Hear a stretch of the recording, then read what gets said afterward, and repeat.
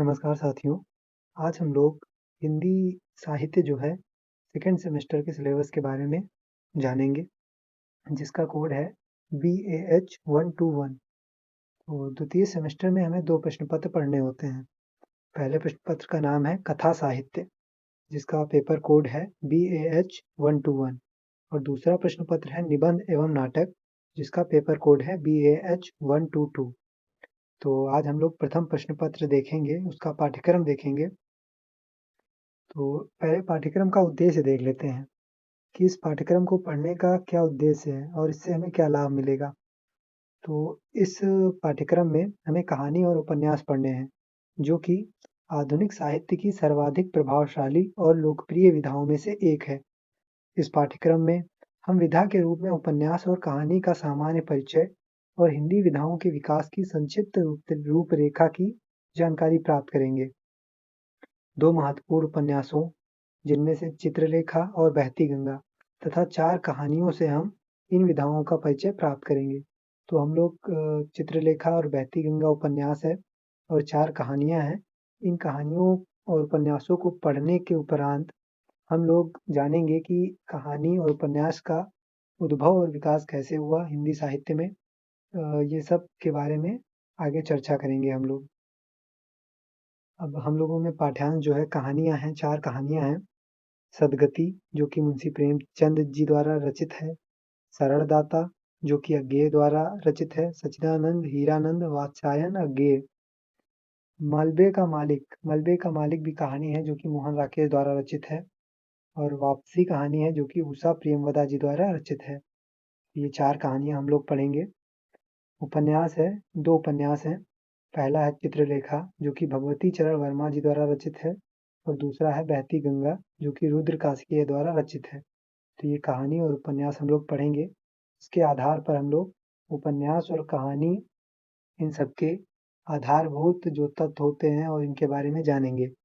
पहली इकाई है, पहली यूनिट है कथा साहित्य, जिसके अंतर्गत हम लोग विधा के रूप में उपन्यास पढ़ेंगे। आप लोग जानते हैं हिंदी साहित्य में कई विधाएं हैं, जैसे कि उपन्यास, नाटक, कहानी, पत्र-पत्रिकाएँ, ठीक है, यात्रा वृत्तांत आदि। तो उन्हीं में से विधा है उपन्यास। उसका हम लोग सामान्य परिचय प्राप्त करेंगे। सामान्य परिचय में हम देखेंगे कि जो उपन्यास है, उसका उद्भव और विकास कैसे हुआ, ठीक है। जैसे कि प्रसाद जी ने, जयशंकर प्रसाद जी हो गए, मुंशी प्रेमचंद जी ने, इन लोगों ने उपन्यास लिखे और इसका विकास उत्तरोत्तर कैसे होता चला गया, इसके बारे में हम लोग जानेंगे। हिंदी उपन्यास संक्षिप्त रूपरेखा में हम लोग इसके बारे में पढ़ेंगे और हिंदी हिंदी कहानी का सामान्य परिचय और हिंदी कहानी की संक्षिप्त रूपरेखा, ठीक है।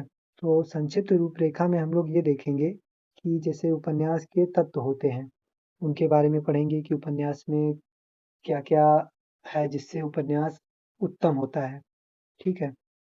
उन सब चीज़ के बारे में हम लोग संक्षिप्त रूपरेखा के अंतर्गत पढ़ेंगे। कहानी में भी इसी प्रकार है। इकाई 2 में हम लोग चित्रलेखा उपन्यास पढ़ेंगे, जिसका चित्रलेखा उपन्यास में हम लोग उपन्यास की कथा वस्तु, उसमें जो चरित्र होते हैं उनका चरित्र चित्रण, प्रतिपाद्य का अर्थ होता है उद्देश्य, ठीक है। इस उपन्यास का क्या उद्देश्य है, उसके बारे में पढ़ेंगे और भाषा एवं शिल्प के बारे में पढ़ेंगे। तो भाषा एवं शिल्प, जैसे शिल्प का अर्थ होता है, जैसे कोई पेंटिंग है, ठीक है, तो वह अगर अच्छी बनी है तो उसके पीछे कोई कारण होगा कि उसका पेज अच्छा था, उसमें कलर अच्छे प्रयोग किए गए जिनके कारण वह पेंटिंग अच्छी बनी है, ठीक है। तो उसी प्रकार जैसे उपन्यास है, कोई उपन्यास उत्तम है, ठीक, तो इसके पीछे कारण होंगे, जैसे कि उसका उद्देश्य एक अच्छा उद्देश्य होगा, ठीक है, उसमें अच्छी भाषा का प्रयोग, सधी हुई भाषा का प्रयोग किया गया होगा, उसके चरित्र अच्छे होंगे, चरित्र चित्रण अच्छा होगा, उनके मध्य संवाद अच्छा होगा, ठीक है। तो ये सब उसके तत्व होते हैं उपन्यास और कहानी के, जिनके आधार पर हम लोग देखते हैं कि वह उपन्यास उत्तम है या थोड़ा उत्तम नहीं है, तो वो सब शिल्प के अंतर्गत आता है। अब इकाई 3 में हम लोग बहती गंगा उपन्यास पढ़ेंगे, ठीक है। इसके कथा वस्तु, इसमें काशी का चित्रण हुआ है उसके बारे में, इसके प्रतिपाद्य अर्थात उद्देश्य के बारे में और इसकी भाषा एवं शिल्प के बारे में पढ़ेंगे। इसी पर आधारित आपके प्रश्न आएंगे। जैसे अब भाषा एवं शिल्प है, इसी पे है जैसे भाषा एवं शिल्प की दृष्टि से सदगति कहानी का मूल्यांकन कीजिए। ठीक है, इसी प्रकार के प्रश्न आएंगे। जैसे अब बहती गंगा से है, तो बहती गंगा के किसी एक प्रमुख पात्र का चरित्र चित्रण कीजिए। तो इसी आधार पे आप लोगों के प्रश्न आएंगे पेपर में।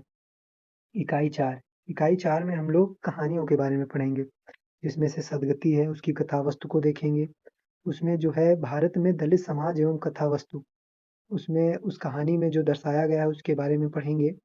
सरल दाता में संवेदना एवं कथा वस्तु के बारे में पढ़ेंगे। सरल दाता की भाषा एवं शिल्प के बारे में पढ़ेंगे। इकाई 5 में हम लोग कहानियाँ, जैसे मलबे का मालिक जो कहानी है उसकी भी संवेदना पक्ष और उसकी कथा वस्तु देखेंगे। मलबे के मालिक की भाषा एवं शिल्प के आधार पर भी व्याख्या करेंगे।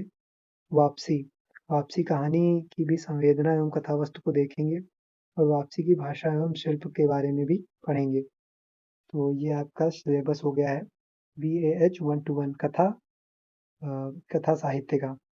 अब इसमें अनुशंसित ग्रंथ अर्थात ये सारी पुस्तकें हैं जिनके आधार पे आप लोग ये सिलेबस कंप्लीट कर सकते हैं। फिलहाल मैं तो वीडियो बनाऊंगा, आप लोग इसी चैनल से जुड़े रहिए। इसी चैनल पे आगे का सिलेबस आएगा। अभी पेपर फर्स्ट का ये सिलेबस हो जाएगा। अभी पेपर सेकंड अर्थात निबंध एवं नाटक का अगले वीडियो में सिलेबस कवर कर देंगे। धन्यवाद।